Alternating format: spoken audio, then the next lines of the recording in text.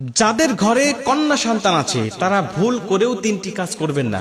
যদি করেন তাহলে মারাত্মক গুনাহগার হবেন, এবং যদি করেন তাহলে আপনার কন্যা সন্তান পথভ্রষ্ট হয়ে যাবে এবং আপনাকে আল্লাহ পাক ক্ষমা করবে না।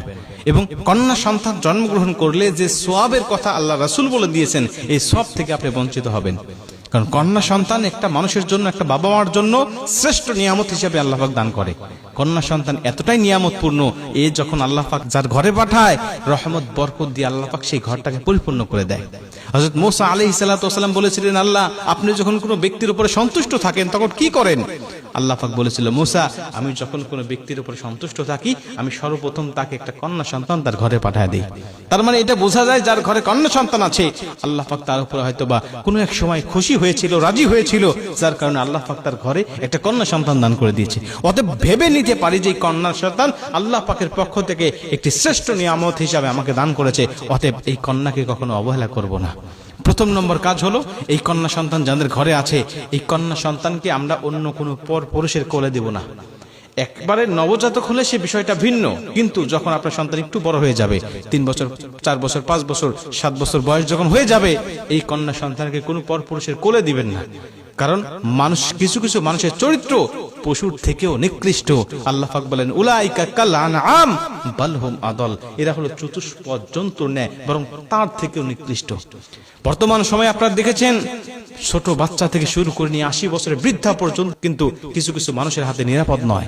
অতএব আপনার সন্তানকে সবসময় লজ্জা, শালীনতা শিক্ষা দিবেন। অন্য কোনো পরপুরুষের কোলে আপনি বসাবেন না। এতে কি হবে? সে হোক ভালো, কিন্তু আপনার কন্যা সন্তানের লজ্জা শরম নষ্ট হয়ে যাবে। আল হায়াউ শু'বাতুম মিনাল ঈমান, নবীজি বলছে লজ্জা শরম হলো ঈমানের অঙ্গ। আপনার সন্তানের কিন্তু লজ্জা শরম ভাঙতে থাকবে। অতএব ছোট্ট থেকেই আপনি তাকে লজ্জা শিক্ষা দিবেন। এটা হলো ঈমানের একটি অংশ, এটা আপনাকে শিক্ষা দিতে হবে। কন্যা সন্তান কোনো পরপুরুষের কোলে দিবেন না, বসাবেন না। সোফায় বসে আছে, আপনি তার কোলে আপনার কন্যা সন্তানকে বসাবেন না। 2 নম্বরে, এই কন্যা সন্তানকে যখন বাহিরে পাঠাবেন তখন আপনি তাকে একা একা ছেড়ে দিবেন না।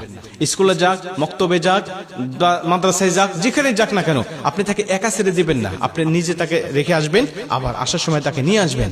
এটা আপনার দায়িত্বের মধ্যে পড়ে। নবীজি বলছেন, কন্যা সন্তান যখন কারো জন্মগ্রহণ করে, ওই কন্যা সন্তানের বাবা এবং আমি নবী একই জান্নাতের মধ্যে থাকবো। তার মানে কি জন্ম হলেই নবীজির সাথে থাকবে? বিষয়টি এমন নয়। তাকে সম্পূর্ণভাবে দায়ভার গ্রহণ করতে হবে, তাকে ভরণ পোষণ দিতে হবে, তাকে উপযুক্ত পাত্রস্থ করা পর্যন্ত তার কাছে লালিত পালিত করতে হবে এবং সঠিক ব্যবহার তার সাথে করতে হবে। আজকে আমাদের সমাজে ছেলের সাথে যে ব্যবহারগুলো আমরা করি, মেয়েদের সাথে সেই ব্যবহার করি না। ছেলেদেরকে যত ভালোবাসি, মেয়েদেরকে আমরা সেরকম ভালোবাসি না। অতএব একটা মেয়ে সংসারে, বাবার সংসারে থাকার পরে অবশ্যই বাবার উপরে দায়িত্ব হবে, বিয়ে দেওয়ার আগ পর্যন্ত আপনি তাকে দেখভাল করবেন, তার কেয়ার করবেন, তাকে আপনি বড় করার আগ পর্যন্ত সবসময় আপনার নজরে রাখবেন। এটা আপনার উপর দায়িত্ব। জন্ম দিয়েছেন বলে আপনি জান্নাত পেয়ে গেছেন, বিষয়টা এমন নয়। তাকে দ্বীন শিক্ষা দিতে হবে, তাকে আদব শিক্ষা দিতে হবে, তাকে ইসলাম শিক্ষা দিতে হবে। এটা আপনার উপরে দায়িত্ব। মুসলমান ভাইরা আমার, 3 নম্বরে নবীজি বলেন, যখন তোমার ঘরে কোনো কন্যা সন্তান থাকবে তখন তুমি তোমার কন্যা সন্তানকে 2 চোখে দেখতে পারবে না। তোমার সন্তানকে, তুমি ছেলে সন্তানকে এক চোখে দেখো, আর তোমার মেয়ে সন্তানকে তুমি অন্য চোখে দেখো। এমন কিন্তু দেখলে তোমার কিন্তু চলবে না। আজকে আমাদের সমাজে দেখা যায় অনেক বাবারা আছেন, তারা ছেলেকে খুব গুরুত্ব দিয়ে থাকেন।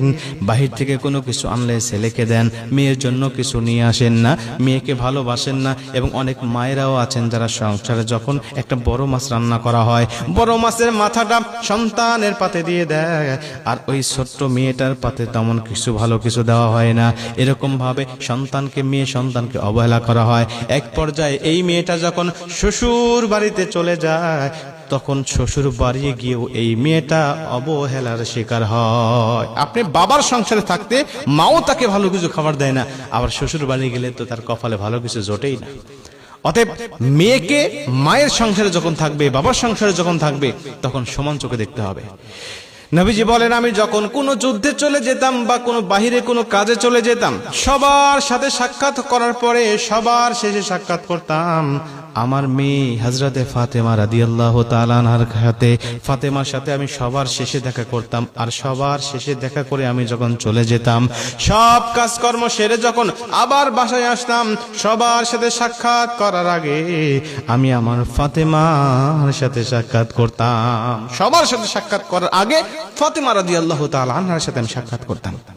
এবং যখন বাহির থেকে কোনো কিছু নিয়ে আসতাম, আমি কারো হাতে দিতাম না, আমি আমার কোনো স্ত্রীর হাতে দিতাম না, আমি আমার কোনো সন্তানের হাতে দিতাম না, দিতাম হযরত ফাতেমা রাদিয়াল্লাহু তাআলা আনহার হাতে।